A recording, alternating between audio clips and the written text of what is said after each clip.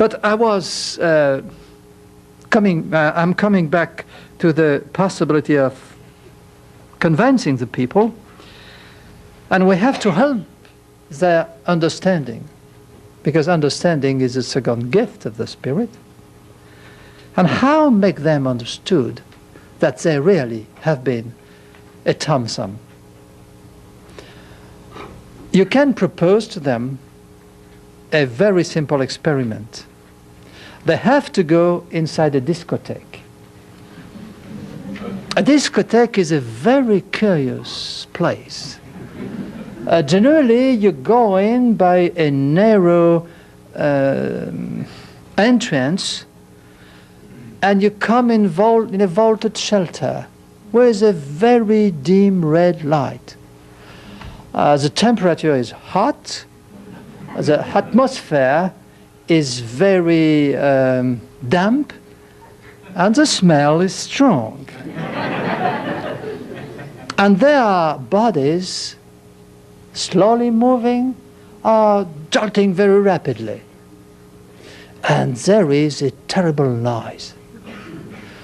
An enormous noise by the sono, which is made by the counterbass, and which makes your chest moving at each beat of the counterbass. And there is another rhythm, much more rapid, that of the maracas, which makes your head vibrating. And apparently, people do like it. Why? It's just because they remember. There was a time in which they were in a vaulted shelter, in which it was damp, hot, and smelly, and in which they were dancing, and in which there was a terrible noise. There was the heart of mother, which was hammering the future at 60 per minute, which is the rhythm of the counterbass. And there was their own heart, running at 150, which is the rhythm of the maracas. And it's not by chance that the symphony of those two rhythms have to be found in any popular music. It's always 60 and 140, 150. Why? It's because it's the earliest music that any human ear has heard, that every human ear has heard. Indeed, it is a very primitive symphony, and you are entirely entitled as a grown-up to prefer Mozart, but nevertheless, there was a time at which you have enjoyed it, this symphony between two hearts, which is the one in which you have grown at your very beginning.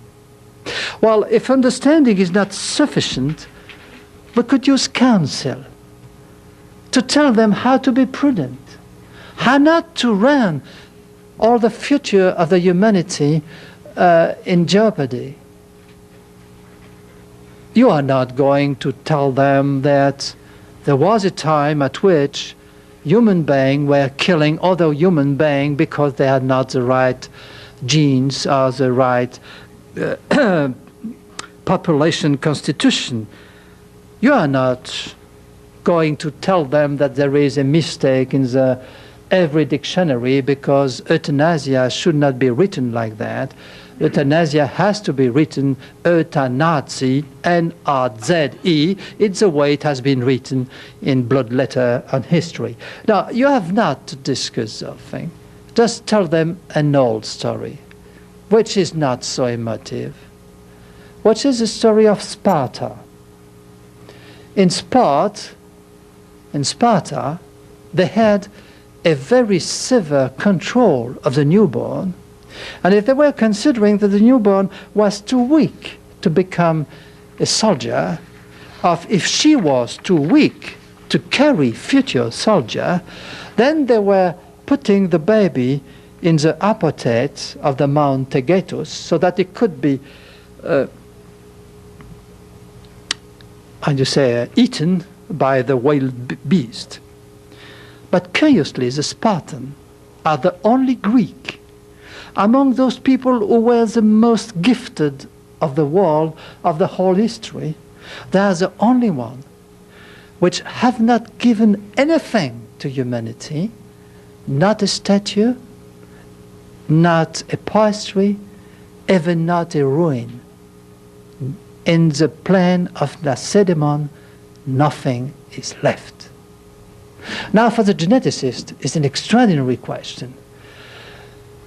Does it is possible that because they were killing their children when they felt they were too gracile, too fragile, maybe they were killing their future artists, their future poets, their future legislators? What's a possibility?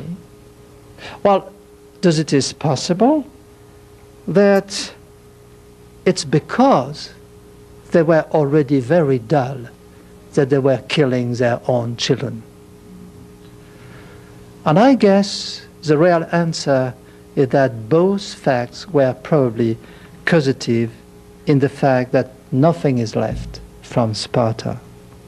Now, you have to resist, and to tell the people to resist, to an extraordinarily convincing reasoning. And that there they need fortitude, which is the next gift of the Spirit. And the fortitude is to resist to a ternary, deleterious reasoning, which is diversion, inversion, perversion. The diversion is very simple. They will tell you, don't look at the one who would disappear, but look at what it costs, what the parents would suffer, what the family would suffer, what the society would pay for it. So don't look at the victim, but look at the other. Then will come immediately the inversion, and they will tell you, but look, with all the money, all the dedication we would have spent for that one, look at what the good we will do. We will build new highways, we will reduce the difficulty in the hospital, and we will even sometimes give something to somebody somewhere very far away on the world. Then comes the perversion. The conclusion is we should discard the innocent. That they will repeat it not only for abortion, but for euthanasia, for any rejection of those not fitting the rules which are politically correct nowadays.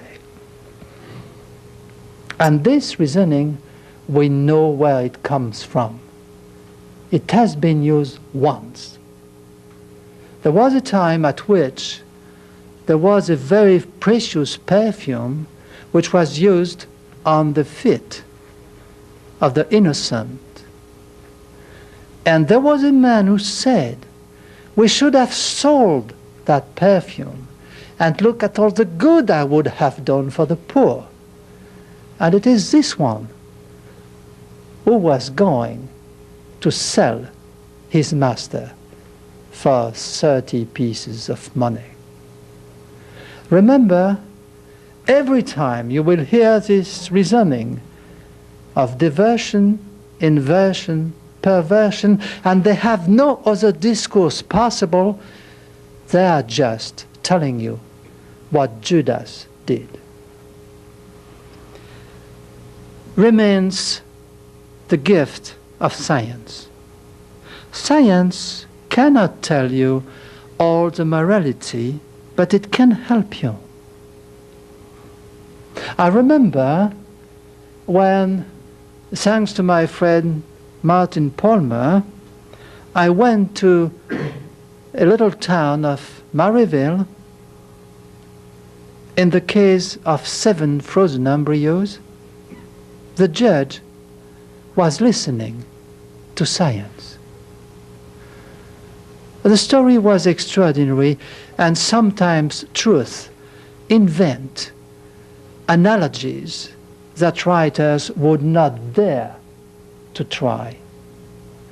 The woman was called Mary. The town was called Maryville. The lawyer of the mother was Kristen Berry. The judge who had to tell the truth about the earliest human being possible was named Jung. And myself, I carry the same name, but in French.